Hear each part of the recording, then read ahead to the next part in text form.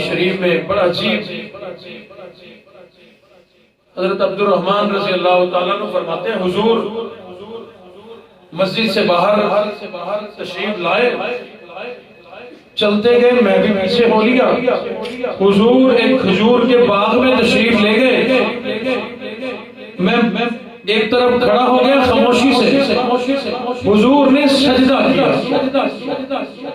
اتنا طویل لمبا سجدہ کیا کہ میں دل پکڑ کے کھڑا ہو گیا کہ اتنی دیر گزر گئی، حضور اتنا لمبا سجدہ نہیں کیا کرتے، معلوم ہوتا ہے کہ حضور دنیا سے رخصت ہو گئے، اتنا لمبا سجدہ۔ حالانکہ سن رکھا تھا حضرت عائشہ سے کہ حضور رات کو بعض اوقات اتنا لمبا سجدہ کرتے ہیں، ہمیں معلوم ہوتا ہے کہ آج کی ساری رات سجدے میں گزر جائے گی، بعض اوقات قیام اتنا لمبا کرتے ہیں کہ ساری رات قیام میں گزر جائے گی، اس کے باوجود اتنا طویل سجدہ کیا۔ فرماتے ہیں میں دل پہ ہاتھ رکھ کے کھڑا ہو گیا کہ اگر حضور سے دنیا سے تشریف لے گئے تو ہم کہاں جائیں گے، جن کے لیے ہم آئے، ہر بات چھوڑا، ہر چیز قربان کی، جب وہ نہ رہے ہم کہاں جائیں گے۔ بڑا لمبا سجدہ کیا۔ کافی دیر کے بعد حضور علیہ السلام نے اپنا سر مبارک جب سجدے سے اٹھایا تو میری رکی ہوئی سانسیں بحال ہوئی، حضور نے میری طرف دیکھا، حضور کے چہرے پر آنسو بھی اور مسکراہٹ بھی، اور مجھے دیکھا تو میرا چہرہ پریشانی کی وجہ سے میں حیران پریشان کھڑا تھا، کروں تو کیا کروں، لگتا ہے حضور دنیا سے رخصت ہو گئے۔ حضور نے پوچھا عبد الرحمن کیا ہوا؟ فرماتے ہیں میں نے بتایا جو مجھے ہوا تھا میں نے بتا دیا۔ حضور نے فرمایا تو اس لیے پریشان تھا کہ اتنا لمبا سجدہ، میں اتنا لمبا سجدہ کیوں نہ کرتا، بات ہی ایسی تھی،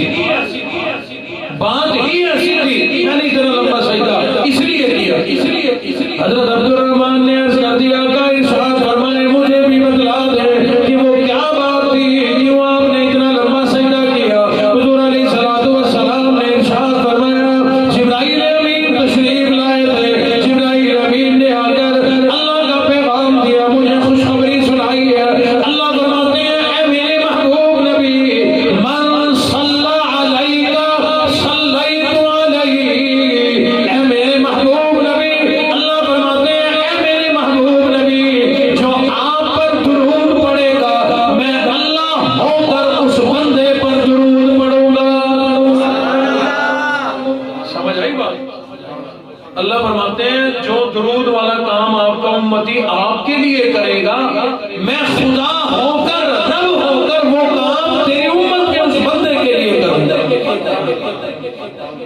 اور جبرائیل امین نے پیغام دیا جو آپ کی ذات پر سلام بھیجے گا میں اللہ ہو کر اس پر سلام بھیجوں گا۔ درود پاک پڑھنا اتنا بڑا افضل کام ہے، اتنی بڑی عظمت والا کام ہے۔ حضور علیہ السلام نے فرمایا کہ اللہ مہربانی فرمائیے اس چوتھے حصے کو بھی معاف فرما دیجیے۔ اللہ نے فرمایا اگر گناہگار لوگ اپنی بخشش کروانا چاہتے ہیں، گناہ چھوڑیں، توبہ کریں، استغفار کریں، آپ کی ذات پر جو آدمی جتنا زیادہ درود پڑے گا کل قیامت والے دن اتنا ہی آپ کے سب سے قریب کھڑا ہوگا۔ اللہ نے فرمایا خوش ہیں؟ اب راستہ ہی کوئی نہیں تھا، حضور نے فرمایا میں خوش ہو گیا۔ ظاہر ہے جو میرے اوپر درود پڑے گا اس پر اللہ آپ کی رحمتیں نازل ہوں گی۔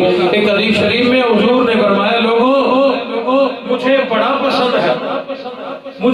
پسند ہے کہ کوئی میرے اوپر درود پڑے اور اللہ اس پر رحمتیں نازل کرے، کوئی مجھ پہ درود پڑے اللہ اس پر اپنی رحمتیں نازل فرمائے، یعنی اپنی امت پر اللہ کی رحمتیں نازل ہوتے دیکھ کر حضور فرماتے ہیں میں بڑا خوش ہوں۔ نمازوں کے، مغفرت کے، عافیت کے تحفے لے کر حضور تشریف لائے۔ رات کا اتنا سا پہلو گزرا، چند منٹ سیکنڈ کی بات تھی۔ ایک ضعیف روایت ضعیف سند کے ساتھ واقعہ مشہور ہے کہ یہ سارا سفر کر کے، اتنا لمبا سفر کر کے حضور جب واپس تشریف لائے، جو بسترا چھوڑ کے گئے تھے وہ بسترا ابھی بھی گرم تھا۔ وضو فرما کے گئے تھے تو وہ وضو کا پانی زمین پر ابھی بھی چل رہا تھا، بہتا بہتا چل رہا تھا۔ حضور سفر کر کے واپس بھی آ گیا۔ جو دروازہ بند کر کے گئے تھے حضور یہ سارا سفر کر کے واپس بھی تشریف لے آئے، دروازے کی کنڈی ابھی بھی ہل رہی تھی۔ پھر وہی بات آئے گی، آپ کہیں گے کہ کیسے ہو سکتا؟ کہتے ہیں اس زمانے میں بھی کوئی آدمی تھا یہودی، وہ مانتا نہیں تھا، میں نہیں مانتا، یہ کیسے ممکن ہے؟ سنا ہے کہ لوگوں سے نا یہ واقعہ، بزرگوں سے یہ واقعہ سنا ہے، کتابوں میں تو نہیں پڑھا۔ کہتے ہیں کہ وہ آدمی شکار کر کے آیا، دریا سے مچھلی لایا، لا کر بیگم کو دی کہ اس کو کاٹو، پکاؤ، بناؤ، میں ذرا جاتا ہوں، یہ دریا ہے، اس پہ ذرا نہا کے بھی آ جاؤں۔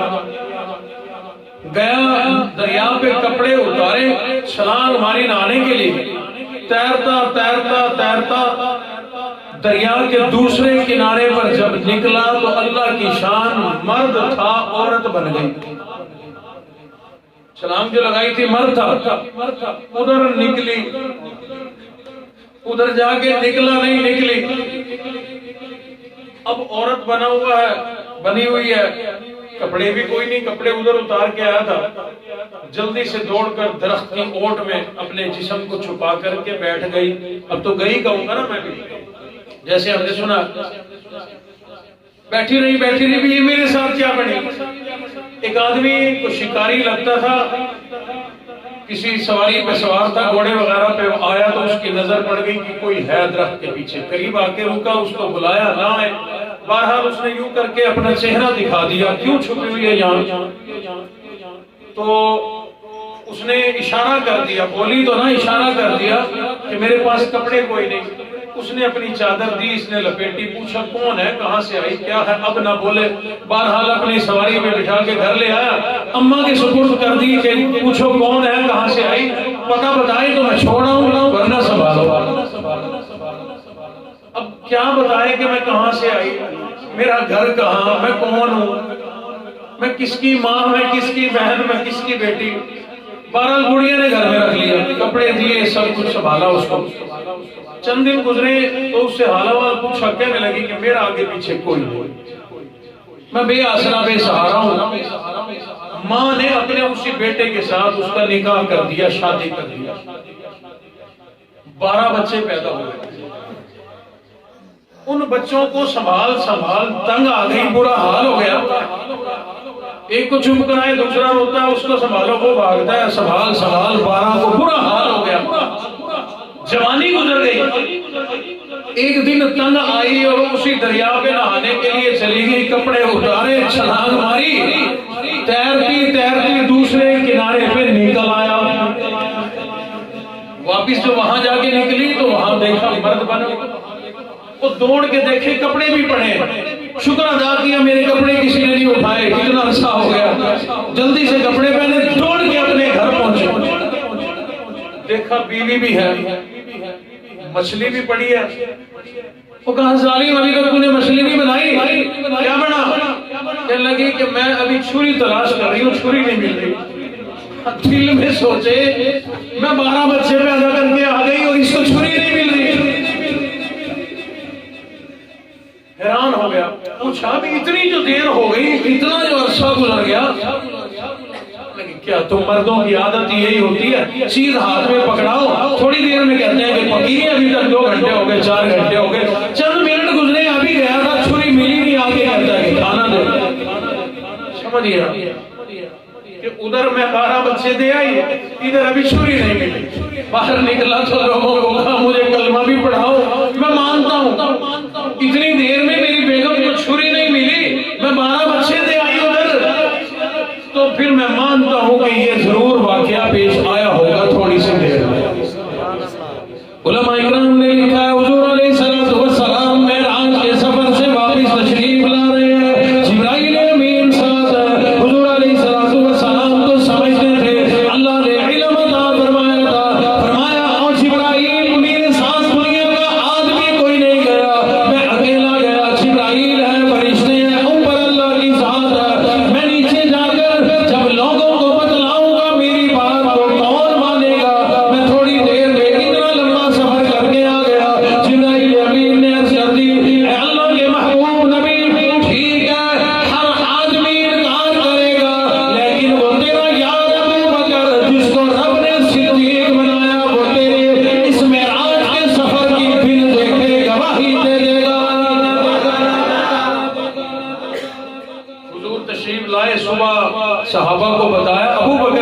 وہاں نہ تھے، باہر تھے کہیں۔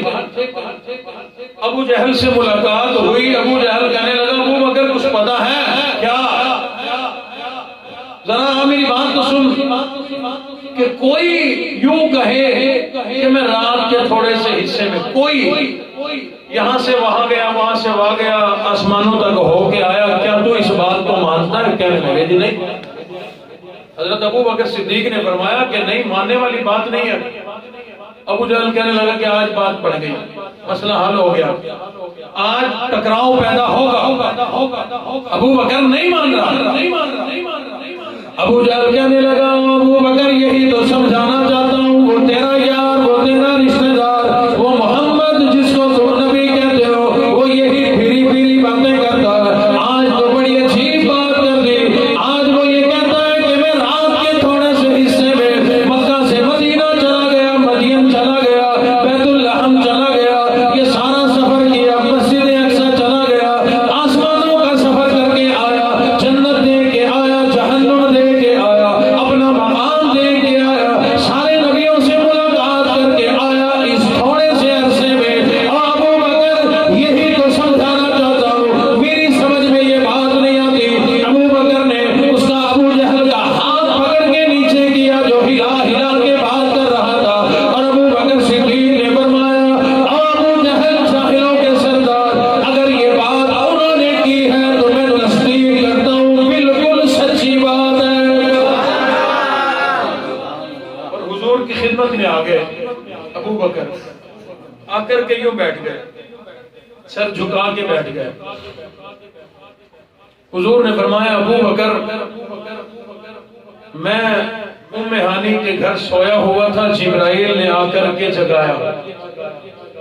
سر جھکا ہوا ابو بکر کا، عرض کی صدقت یا رسول اللہ، آپ جو فرما رہے ہیں بالکل سچ ہے۔ حضور نے فرمایا مجھے حتیم کعبہ میں لے جایا گیا، عرض کی صدقت یا رسول اللہ، مجھے پھر مدینہ بیت الحم طور سینہ لے جایا گیا، صدقت یا رسول اللہ۔ حضور علیہ السلام نے فرمایا مجھے مسجد اقصی لے جایا گیا، عرض کی صدقت یا رسول اللہ۔ حضور نے فرمایا میں نے تمام نبیوں کی امامت کرائی، میں تمام نبیوں کا امام نبی بن گیا، عرض کی صدقت یا رسول اللہ۔ حضور نے فرمایا مجھے آسمانوں پر لے جایا گیا، پہلے آسمان پہ آدم علیہ السلام سے ملاقات ہو گئی، عرض کی صدقت یا رسول اللہ۔ دوسرے آسمان پر حضرت عیسیٰ یحییٰ علیہ السلام سے ملاقات ہو گئی،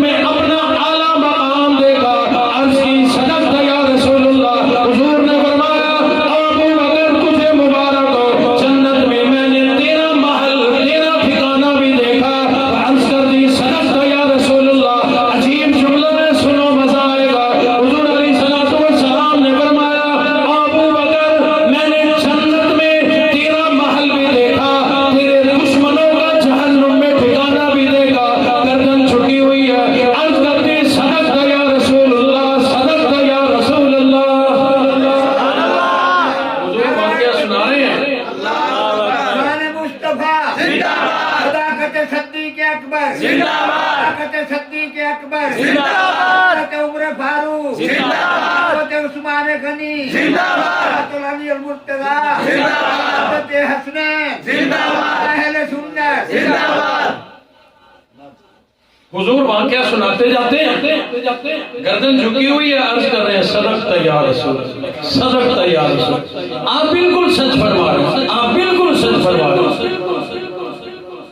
تمام واقعہ حضور علیہ السلام سناتے جا رہے ہیں، ادھر سے ایک ہی صدا ہے، صدقت یا رسول اللہ، صدقت یا رسول اللہ، صدقت یا رسول اللہ۔ جب حضور علیہ السلام نے واقعہ مکمل کر دیا، بیان ساری واقعہ بتلا دیا، اب ابو بکر صدیق نے عجیب بات کر دی، یہ کہنے کے لیے، یہ سمجھانے کے لیے، اللہ کے محبوب نبی مجھ سے آپ کیا سمجھتے ہیں، کس بات کی آپ مجھ سے امید رکھتے ہیں؟ کیا میں انکار کروں گا؟ نہیں نہیں، مجھ سے انکار ہو ہی نہیں سکتا۔ وہ اس لیے اللہ کے محبوب نبی اشہد انک نبی حقا، اللہ کے محبوب نبی میں گواہی دیتا ہوں آپ اللہ کے برحق نبی ہیں۔ میں یہ صدقہ اس لیے کہہ رہا ہوں، مجھے تصدیق کرنے کی ضرورت کوئی نہیں، میں تو یہی کہوں گا آپ نے سچ فرمایا، آپ نے سچ فرمایا۔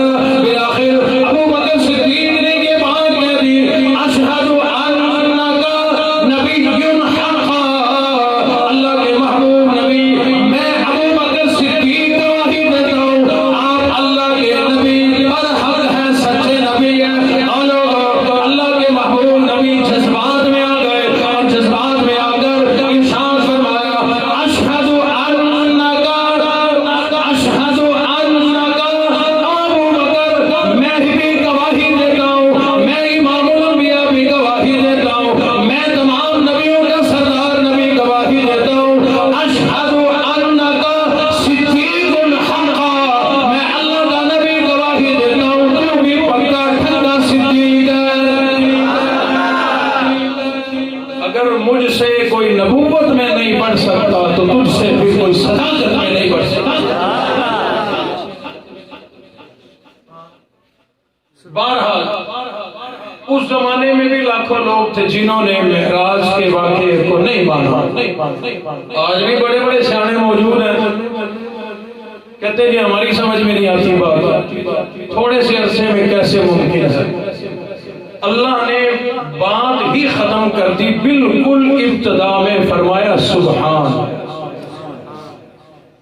پاک ہے مذات کمزوری سے، معذوری سے، وہ رب کائنات ہے، وہ خالق کائنات ہے، مالک کائنات ہے، جو کرنا چاہے، جیسا کرنا چاہے، جس رب نے سوالات نبیوں پر اپنے محبوب نبی کو عظمت عطا فرمائی، فضیلت عطا فرمائی، مقام اور مرتبہ عطا فرمایا، جو تمام نبیوں کا ایمان بنا سکتا ہے، وہ راتوں رات اپنے عرش پر لے جا کر دیدار بھی، ملاقات بھی، سب کچھ عطا فرما سکتا ہے۔ وہ رب کسی چیز کا محتاج کوئی نہیں، وہ کمزور کوئی نہیں، اسی لیے رب کائنات نے فرما دیا سبحان الذی اسریٰ بعبدہ لیلا من المسجد الحرام الی المسجد الاقصی۔ اللہ اپنے محبوب نبی کو رات کے تھوڑے سے حصے میں مسجد حرام یعنی بیت اللہ سے مسجد اقصی یعنی بیت المقدس لے گیا، اور جگہ پر سورۃ النجم کے اندر یہ ساری تفصیل موجود ہے جو میں نے آپ کو سنائی۔ آسمانوں کا سفر کیا، سدرۃ المنتہا سے آگے گئے، اللہ کے عرش پر گئے، ملاقات بھی کر کے آئے، دیدار بھی کر کے آئے۔ یہیں پر ایک جھگڑا شروع ہوتا ہے۔ جب حضور نے اتنی ساری باتیں بتائی کہ صدیق میں نے تیرا محل دیکھا، عمر تیرا محل دیکھا، عثمان تیرا جنتی گھر دیکھا، علی تیرا موتیوں کا بنا ہوا میں نے محل دیکھا، تو یہ ساری غیب کی خبریں تو ہیں بھائی، ساری غیب کی خبریں ہیں۔ کچھ علم کمزور جن کا ہوتا ہے وہ اسی پر کہہ دیتے ہیں کہ حضور عالم الغیب ہے، غیب کا علم جاننے والے ہیں۔ ڈاکٹر خالد محمود صاحب پی ایچ ڈی لندن، ان سے کسی نے سوال کیا کہ کیا ہمارے نبی غیب کا علم جانتے ہیں؟ کہتے ہیں ہاں جانتے ہیں، کیوں نہیں؟ یہ قرآن سارا غیب تھا، غیب سے ہی تو لا کے ہمیں دیا، غیب سے ہی تو لا کے ہمیں دیا۔ جنت کسی نے دیکھی یا نہیں دیکھی، غیب ہے، غیب کا ہی تو علم لا کے دیا۔ ان چیزوں میں غیب کا علم ہے، یعنی جو اللہ نے دے دیا ان میں غیب کا علم ہے۔ جنت حضور دیکھ کے آئے، ہمیں بتائی، ہمارے لیے تو غیب ہے۔ جہنم میں عذاب ہوتا دیکھ کر، ٹائم بہت ہو گیا، تفصیل میں نہیں جانا چاہتا، ایک واقعہ سنا دیتا ہوں۔ حضور علیہ الصلوۃ والسلام اپنے گھر میں غمگین ہیں، آنسو بہ رہے ہیں، حضرت فاطمہ اور حضرت علی رضی اللہ تعالیٰ عنہ اجمعین تشریف لے آتے، دوڑ کر ابا سے لپٹ گئی حضرت فاطمہ، ابا کیا ہوا، کیوں روتے ہیں؟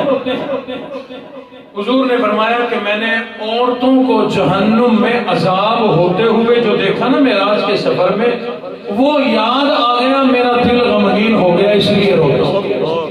حضور نے فرمایا میں نے دیکھا عورتوں کو یوں بال پکڑ کے یوں جہنم کی آگ میں لٹکایا ہوا تھا، یوں لٹکی ہوئی تھی، کیوں؟ بال بھی کھینچ رہے تھے، پھٹ رہے تھے، نکل رہے تھے، جہاں سے بال نکلتا کھال بھی نکلتی، چہرہ جھلس رہا تھا، پورے جسم کا برا حال تھا۔ مجھے وہ حال دیکھ کر رونا آ گیا۔ میں نے جبرائیل سے پوچھا یہ کیا ہے؟ کہا آقا یہ وہ عورتیں ہیں جو بے پرد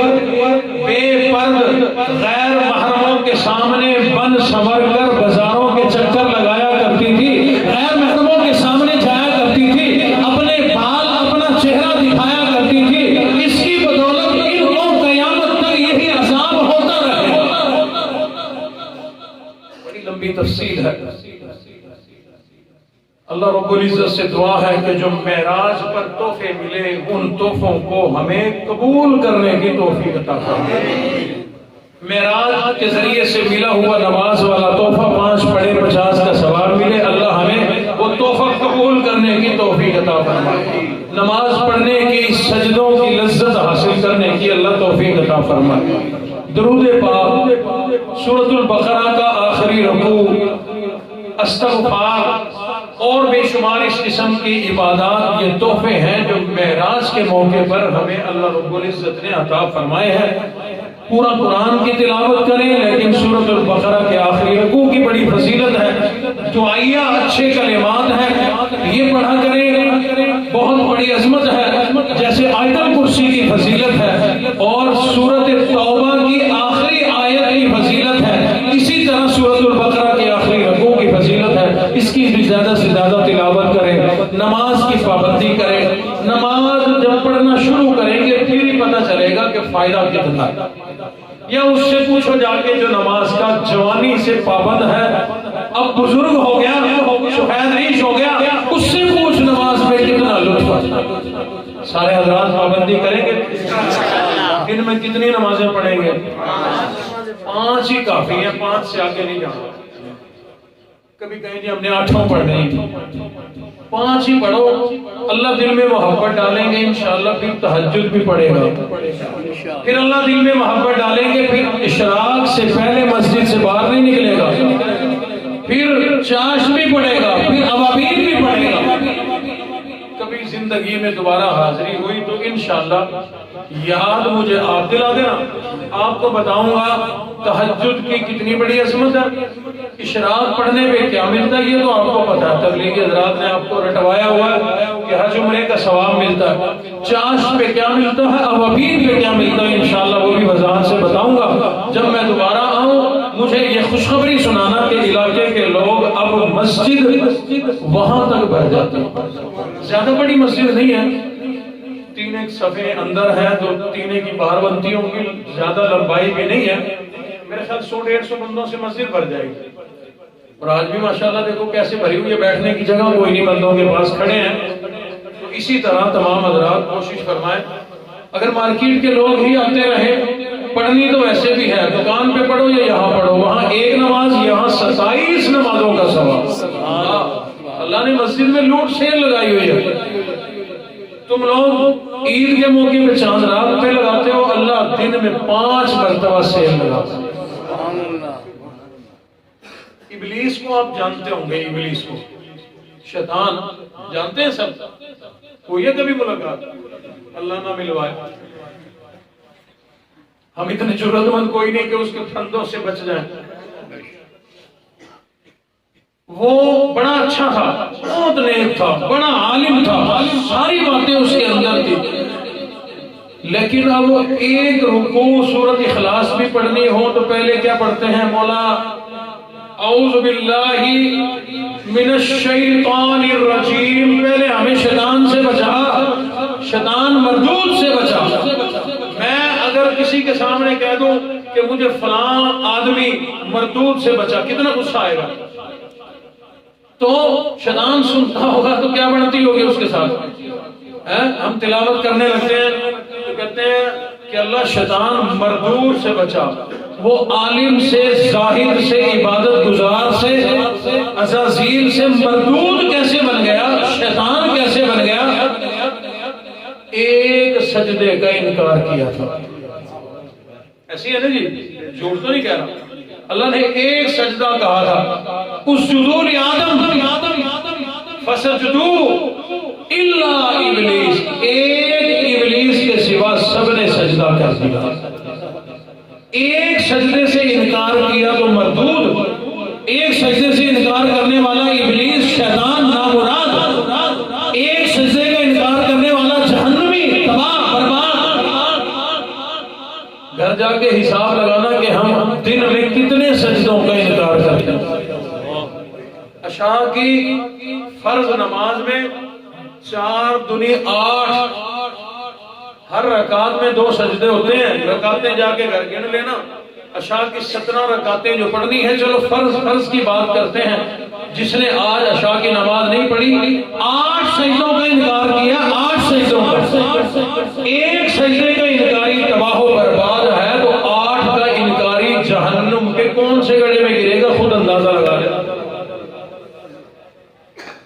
جان بوجھ کر ایک نماز چھوڑنے والا، حضور نے فرمایا 2,88,000 سال تک جہنم میں جلایا جائے گا، جان بوجھ کر ایک نماز چھوڑنے والا۔ 2 لاکھ سال